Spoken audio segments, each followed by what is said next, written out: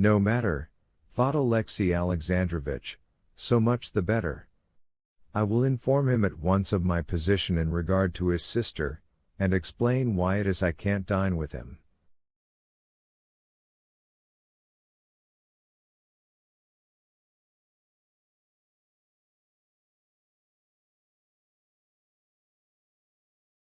Come in, he said aloud, collecting his papers, and putting them in the blotting paper.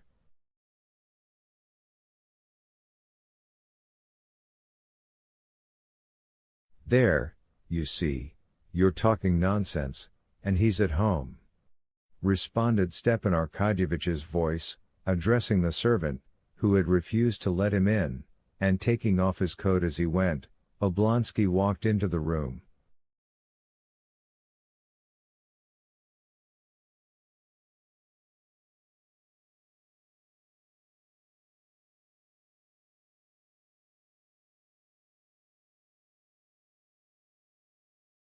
Well, I'm awfully glad I found you. So I hope Stepan Arkadyevitch began cheerfully.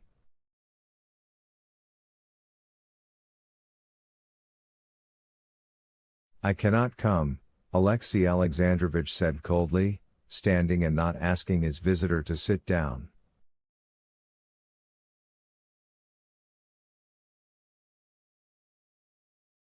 Alexey Alexandrovich had thought to pass at once into those frigid relations in which he ought to stand with the brother of a wife against whom he was beginning a suit for divorce.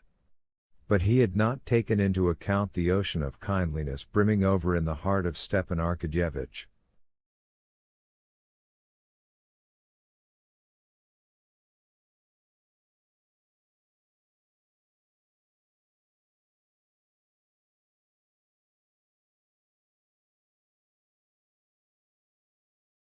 Stepan Arkadyevitch opened wide his clear, shining eyes. Why can't you? What do you mean? He asked in perplexity, speaking in French. Oh, but it's a promise.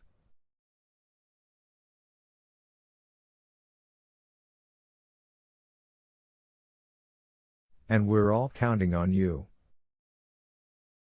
I want to tell you that I can't dine at your house, because the terms of relationship which have existed between us must cease.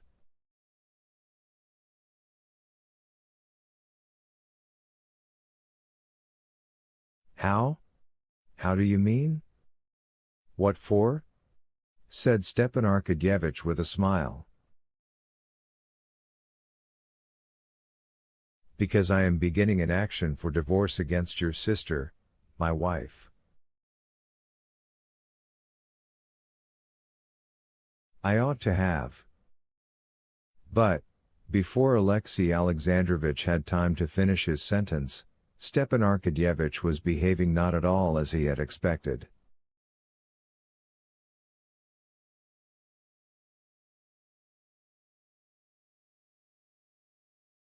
He groaned and sank into an armchair.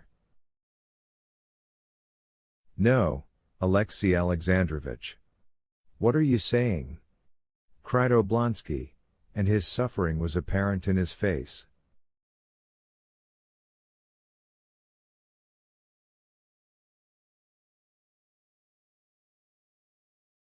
It is so. Excuse me, I can't believe it. Alexey Alexandrovich sat down, feeling that his words had not had the effect he anticipated, and that it would be unavoidable for him to explain his position, and that, whatever explanations he might make, his relations with his brother-in-law would remain unchanged.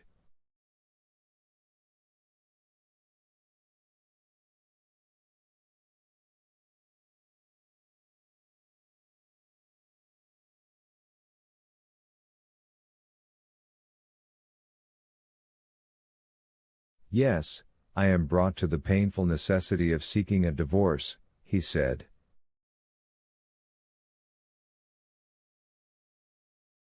I will say one thing, Alexey Alexandrovich. I know you for an excellent, upright man. I know Anna, excuse me, I can't change my opinion of her for a good, an excellent woman, and so, excuse me, I cannot believe it.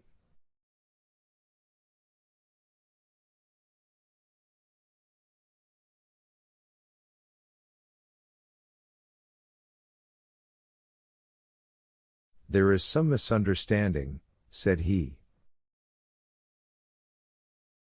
Oh, if it were merely a misunderstanding. Pardon, I understand, interposed Stepan Arkadyevitch. But of course. One thing, you must not act in haste.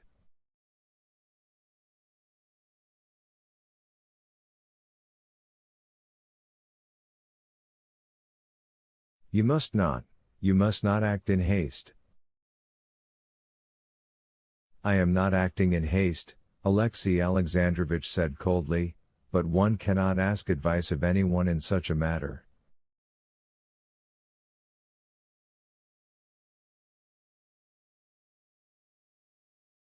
I have quite made up my mind. This is awful, said Stepan Arkadyevitch. I would do one thing, Alexey Alexandrovich.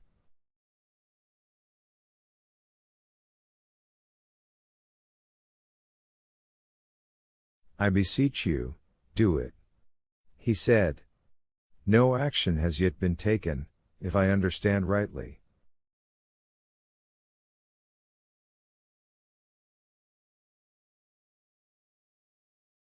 Before you take advice, see my wife, talk to her. She loves Anna like a sister, she loves you, and she's a wonderful woman.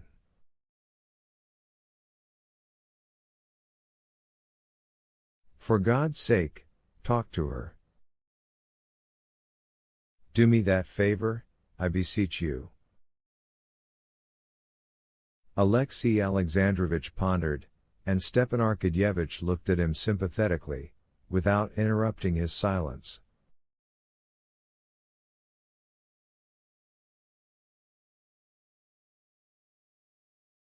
You will go to see her? I don't know. That was just why I have not been to see you. I imagine our relations must change.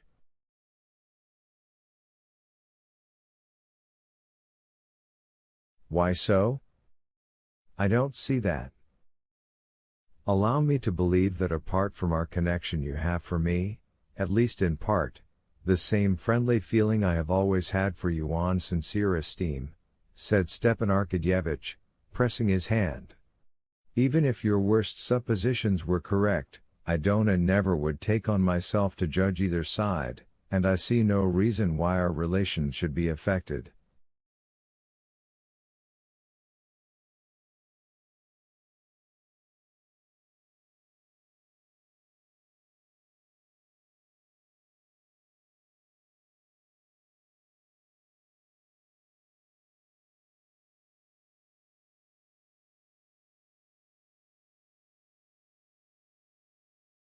But now, do this, come and see my wife. Well, we look at the matter differently, said Alexey Alexandrovich coldly. However, we won't discuss it.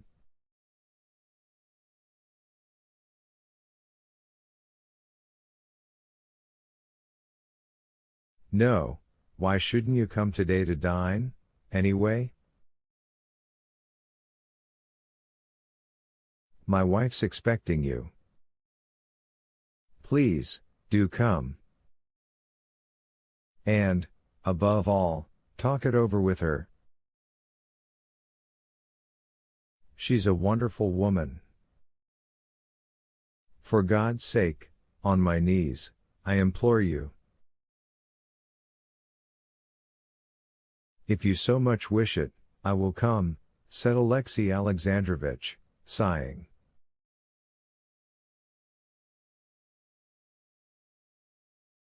And, anxious to change the conversation, he inquired about what interested them both the new head of Stepan Arkadyevitch's department, a man not yet old, who had suddenly been promoted to so high a position.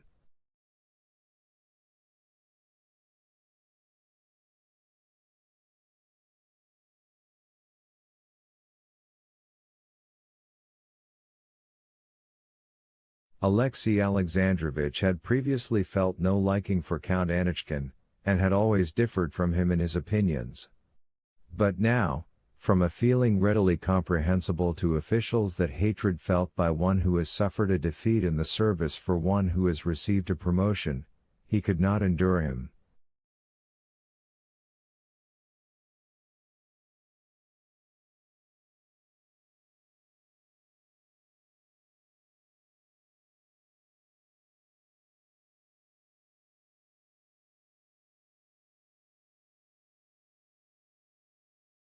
"Well, have you seen him?"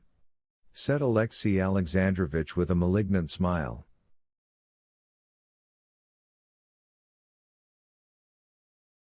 "Of course, he was at our sitting yesterday. He seems to know his work capitally, and to be very energetic."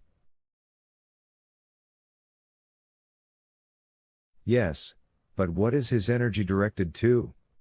said Alexey Alexandrovich. "Is he aiming at doing anything, or simply undoing what's been done?"